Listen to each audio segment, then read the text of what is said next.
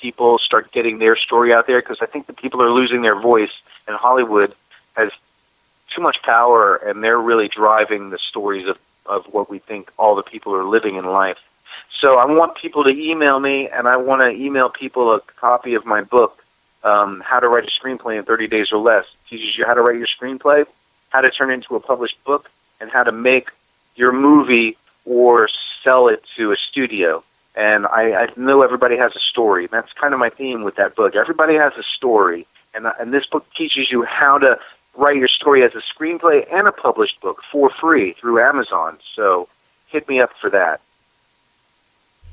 Wow. Listening to you, I think they just wanted to make a case out of you. Just to rub it into your face. And this is the point where they sent you in to be checked over by a doctor, and it never happened. That shows they didn't even have intentions to do that. They just wanted to torture you. They just wanted to torture you. Yeah, because they knew from the get-go. They immediately put it, as soon as I said I had the right to remain silent, the officer, the arresting officer, and her last name, her name was Officer Justice, believe it or not, Richmond County. She said, I have a sovereign citizen here. She kept calling me a sovereign citizen. And listen, this is something I need to explain, demystify your listening audience with, is the term sovereign citizen has been made up. It's an invented term that was made up by the police officers of the United States. They've been trained now to call people like us, these freedom, us living souls who want to invoke our sovereignty. They're calling us sovereign citizens. But that is an oxymoron, and it's a ridiculous term. It's not even a valid term, because a sovereign cannot be a citizen. A sovereign cannot be sovereign if he's a citizen. And a citizen, by the nature of being a citizen, cannot be sovereign. They're just using it as a term to put you into this group, and they're going to treat you a certain way. So never consent to the term sovereign, never consent to the term citizen, and never consent to the term sovereign citizen. What you are is a living soul. And what you also are is you are a non-citizen, non-person, non-individual, non-resident, non-domiciled, and non-taxpayer. And that is part of removing yourself from the jurisdiction of the state. Yeah, I don't know. That's the only part that gets me concerned, because, back about 10 years ago, there was a guy in Texas. He declared, his property, himself, all that, what you're talking about. And he went so far as basically claiming his property was his country. And, they went along with it. They did really good. But they actually starved the guy out just to make a point to the world about that. What this guy was trying to do is they said, fine, you can have your own country on your property and have your own little flag and all this stuff, but you're not allowed to come into our country. Yeah. And they call it trespassing, right? Yeah. And they starved the guy out.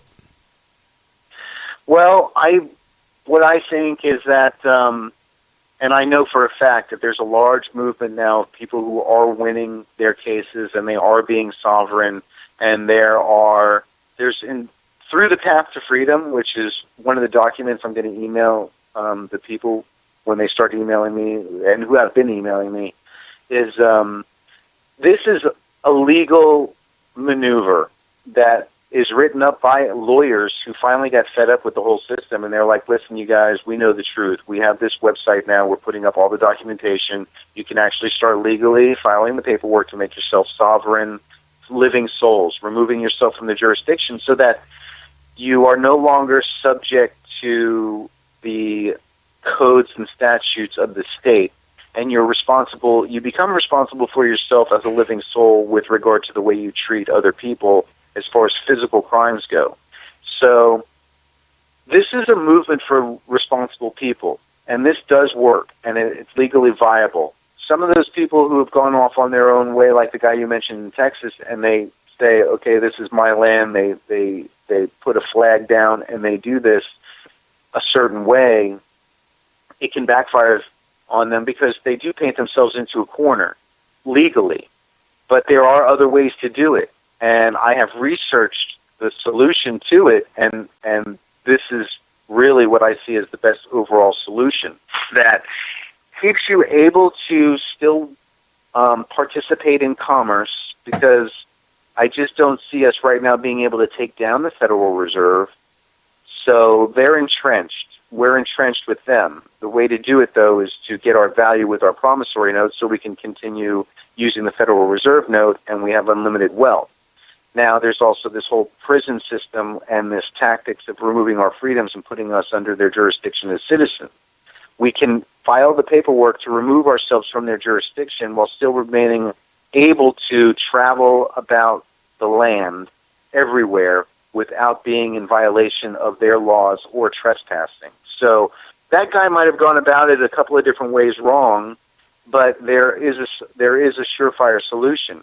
And what we do is we have power in numbers. So I'm going to be sending people the Path to Freedom documentation, which shows the steps on how we can start doing this, and I'm going to set a specific date where everyone's going to mail in the first step to the state of removing themselves from the jurisdiction, so we can start setting benchmarks for ourselves and achieving outcomes, actionable outcomes that we can start taking action on, and giving ourselves a sense of hope.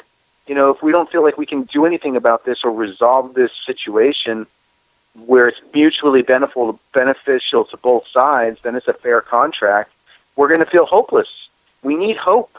And taking some actual steps, physical steps in this is going to start rekindling our hope, and it's also going to start raising the awareness and understanding of us living souls about what the true nature of our enslavement really is. Because unless you start taking action and know why you're taking action, you're not going to really understand the levels of slavery that we're entrapped all over with everywhere. Wow. Now, also, were you invited to go to another country to give a talk? Yeah. Thank you for bringing that up. You know, I'm a firm believer that I don't really know the true nature of reality, but I've been studying for it and seeking the truth. And I want to know the truth.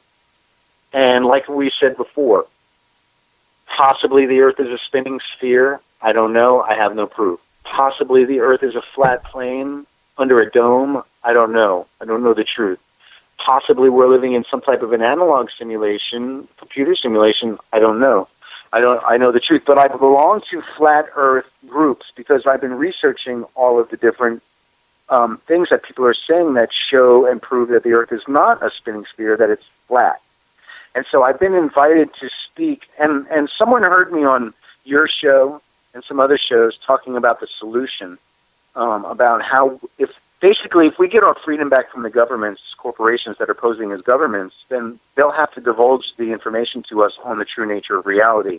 I mean, that's one of the side benefits.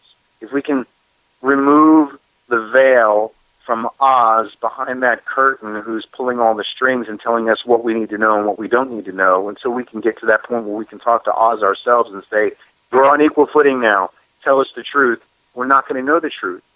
And so I post some of my stuff on the Flat Earth sites, and there's going to be a New Zealand Flat Earth conference on April 26th to the 29th in Auckland, New Zealand.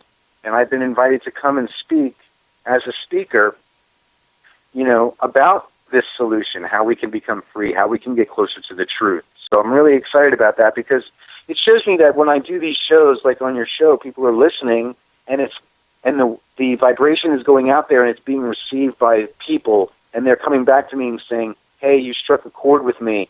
I'm part of this movement. This is also part of your movement. Let's get together.